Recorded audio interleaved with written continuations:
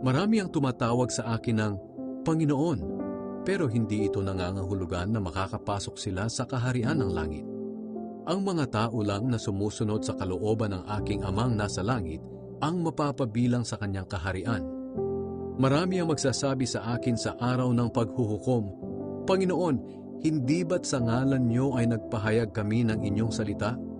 Nagpalayas ng masasamang espiritu at gumawa ng maraming himala? Ngunit sasabihin ko sa kanila, hindi ko kayo kilala. Lumayo kayo sa akin, kayong mga gumagawa ng masama. Hindi ba ninyo alam na ang mga di matuwid ay hindi magmamana ng kaharian ng Diyos? Huwag kayong magpalinlang. Ang mga immoral, sumasamba sa idolo, mangangalunya, lalaking nagpapagamit sa kapwa lalaki, lalaking nagsasagawa ng gawaing homosekswal, magnanakaw, sakim, lasenggo, manlalait, at mangingikil ay hindi magmamana ng kaharian ng Diyos.